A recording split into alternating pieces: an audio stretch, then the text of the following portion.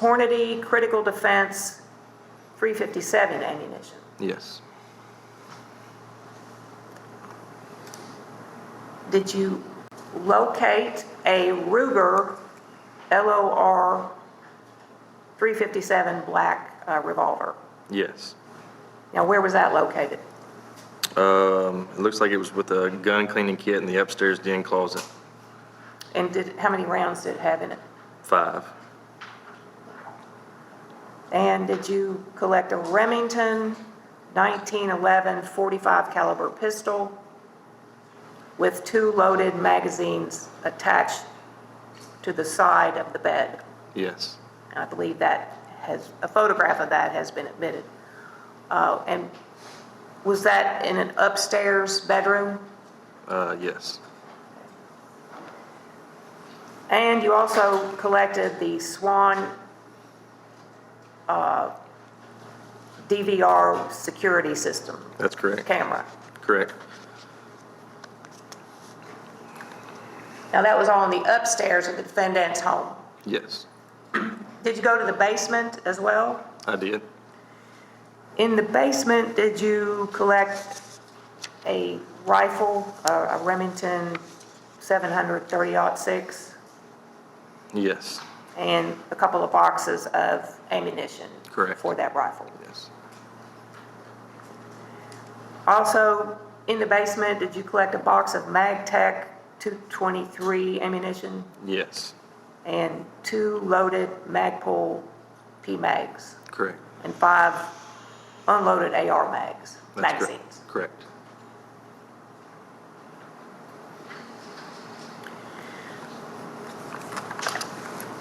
After collecting all of these items from the defendant's home on November 20th, what did you do with that evidence? We transported it back to the sheriff's office and put it in the evidence room and secured it. Okay. Now, in regard to the safe that we see here in the photo, where was it taken? It was taken to our warehouse. When you say our, you mean the sheriff's office? Yes, the sheriff's office. What is the warehouse used for? Storing large items, such stuff that takes up a lot of room in our evidence room, such as vehicles or. And so the safe was removed from the defendant's home and transported to the warehouse? Yes. And it was secured there? Yes.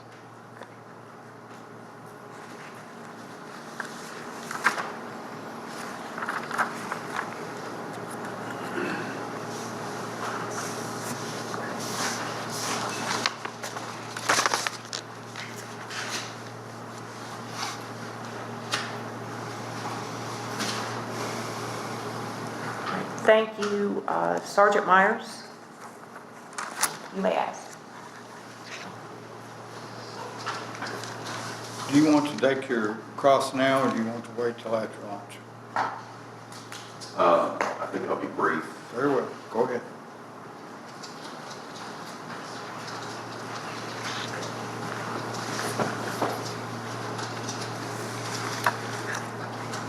Sergeant, you had actually answered most of my questions during Ms. Whaley's questions, so I don't think I have many at all, okay? Yes, sir. I just want to clarify a couple of points. I was sort of going through your evidence and recovered property forms. Do you recognize that from here? I can't At see least it the from there, no. type of form? I recognize the form, but I don't recognize what all's on So it. you want it specific. Okay. Is that one you completed? Yes, sir. I got the copy of it here. Okay. Most of these forms from your work on this case have both the names of your name and Detective Reed. That's correct. Did you all, who do you think filled out the form? I don't remember. Okay. So I was marking these off as you testified. In Mr. Phillips' house, you found 2 handguns, is that correct? I believe so, yes, sir. You found one on a table in rear entrance hallway, and that was the Ruger, item R11. Yes. And then you found a second weapon upstairs on the bedside table, and that's the Charter Arms .38 caliber revolver, is that correct? That's correct. Okay. And you took both of those into evidence? Yes.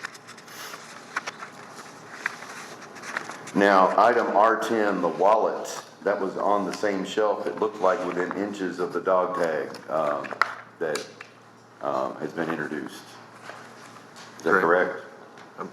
From the best of my knowledge, yes, sir. And the cell phone was on that same shelf as well, correct? Yes. All right.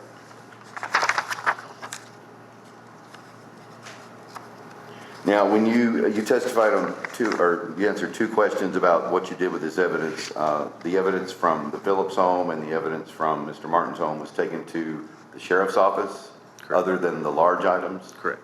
And who was was there a custodian of evidence, or what did you all do with that? How was it secured? We just, our evidence technician just opened up the evidence room and let us store it in there. Okay.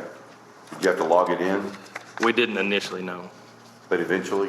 We did the following Monday. I believe it was on the 24th. I believe it was that following Monday that we did that. Now, you said you didn't think anybody searched that room where you found the cellar door. Did you see any evidence in that room that somebody had been shot in the room? Did you see blood splatter on the walls or anything like that? Not that I recall, no. Okay.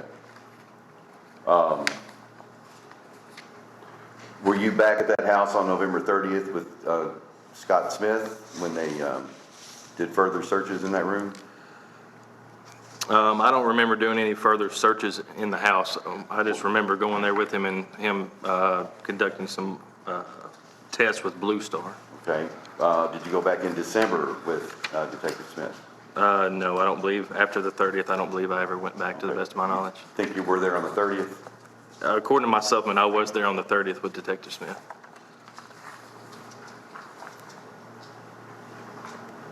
But not on the 4th of December?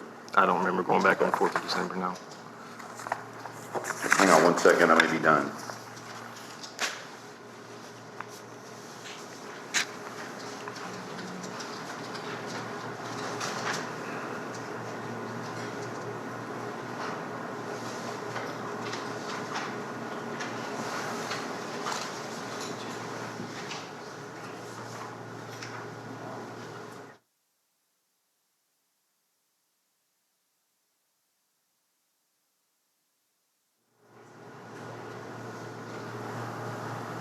I think I missed one of the guns in the Phillips home. So we talked about the Ruger, which is R11, Correct. and then you found a Glock 19 on a table in the upstairs foyer, That's correct. and then the Charter arms on the bedside table. So you found 3 weapons in the Phillips home. 3 total, yes. All right, no long guns though, right? Not that I recall, no. Regarding the subpoena, well, let me backtrack. Detective Reed's report indicates this house was pretty cluttered, like there was no organization to it. Would you agree with that? Yes. It's just kind of a mess. I've seen the video too. It's just stuff piled everywhere. Yes. But that subpoena that you found was laying on top of a pile of things, right? The best of my knowledge, yes, sir. Okay, you didn't have to like dig for it. It was just right there out in the open for you. I don't remember digging for it, no. Okay. The picture you took of the subpoena is as it appeared when you first found it? I didn't take any photographs. That was Detective You were Reed. with Detective Reed when he took the photograph? Correct, yes. Did you see him move it, or did he take a picture of it as it was when you all found it? I didn't see him touch it or move anything. Okay, and you didn't touch it? No. Okay. Thank you, that's all I have. No further questions. Thank you, Sergeant. You may step down. Thank you. All right, ladies and gentlemen, as you've obviously noted, we've run into the lunch hour. We will do what we did Friday, when we took our lunch hour at a somewhat odd time, but we're still going to take an hour.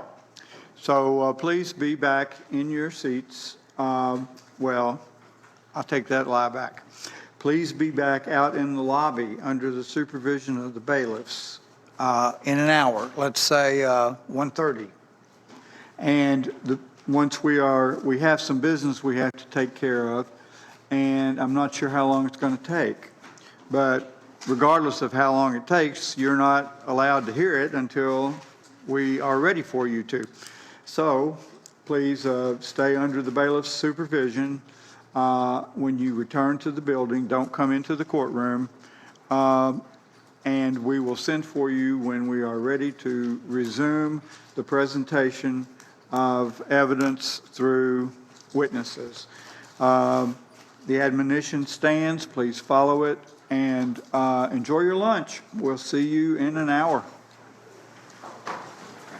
Hello and welcome to Court TV Live. I'm Chanley Painter, sitting in for Julie Grant today. Thanks so much for joining us this afternoon. It is a new week, which means lots of new testimony in two key trials we're following here at Court TV. Of course, we just took a lunch break in Kentucky, but in just a few moments, day 11 is set to begin in the murder trial of real estate heir Robert Durst. He's been suspected in the deaths of 3 people over the course of several decades.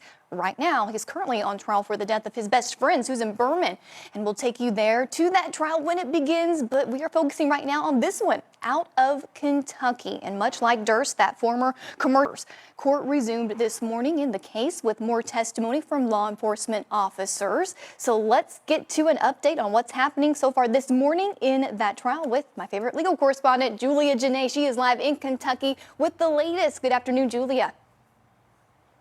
Good afternoon, Chanley. This morning has been very eventful, some of it not in front of this jury. We learned this morning that one of the jurors over the weekend had a serious medical condition and had to be excused, so we are down to just